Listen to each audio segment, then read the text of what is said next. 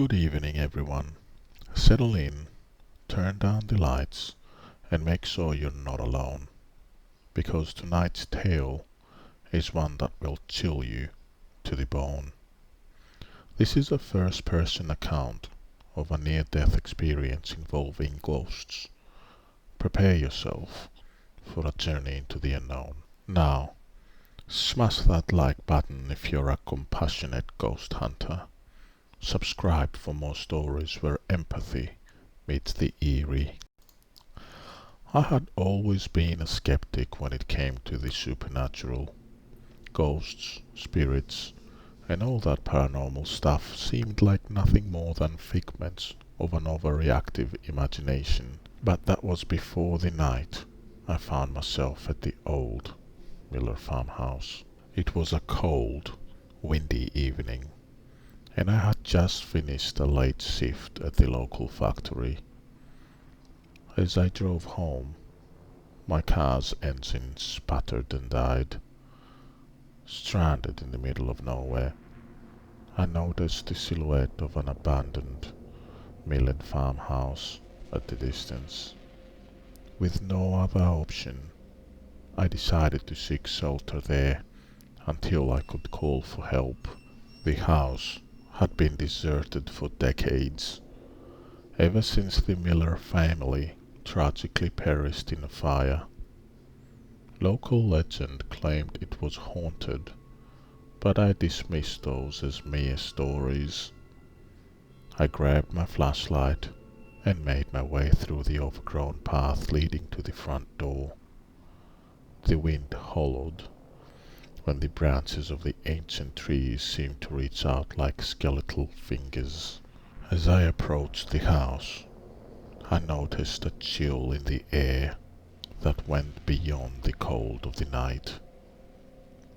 I pushed open the creaky door and stepped inside.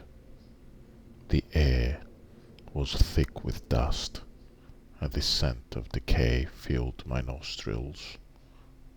The flashlight beam revealed cobweb-covered furniture and wall adorned with peeling wallpaper.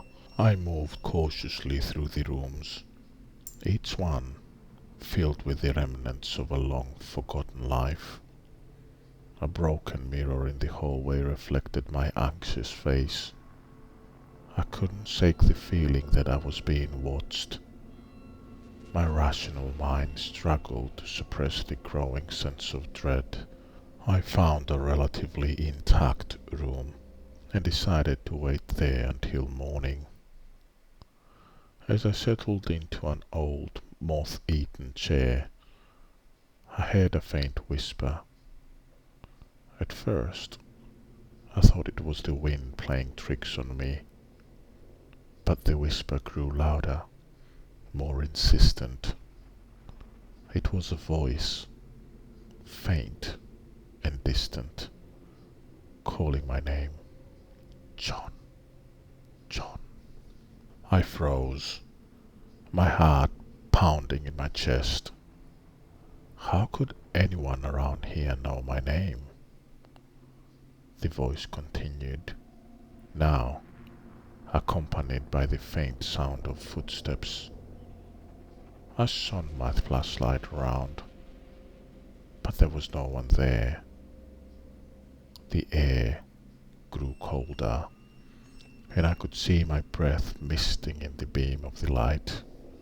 Then, out of the corner of my eye, I saw a figure, a translucent, ghostly apparition of a woman, dressed in tattered clothes.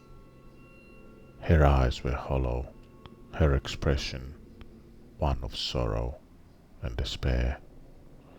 She reached out to me, her fingers like wisps of smoke. "Help me," she whispered, her voice filled with anguish. I wanted to run, but my legs felt like lead. The ghostly figure moved closer, her form flickering like a candle in the wind. I could feel an icy grip on my arm, pulling me towards her. Panic surged through me, and I struggled to break free, but her grip tightened. "Please help me," she pleaded. In that moment, I realized she wasn't trying to harm me. She needed something from me.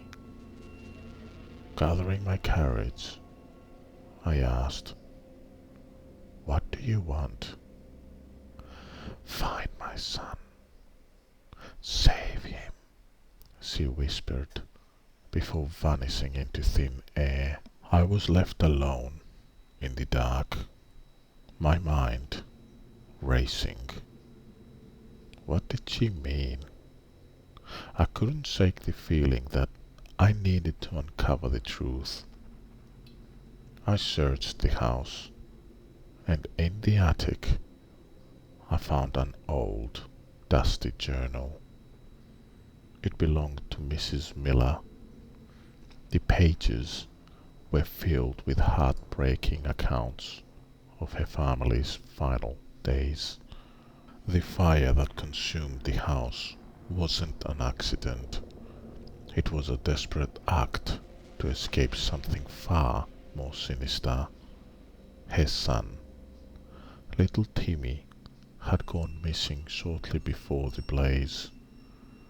Mrs. Miller believed he was taken by something not of this world. Determined to help her, I ventured into the woods behind the house. The moonlight cast eerie shadows, and every rustle of leaves made my heart race. After what felt like hours, I stumbled upon an old well covered in moss and vines. The journal mentioned this well as a place of significance. With trembling hands, I lowered myself into the well. The darkness was suffocating, but I pressed on, guided by an inexplicable force. At the bottom, I found a small, skeletal hand clutching a rusted locket. Inside the locket was a picture of Timmy and his mother.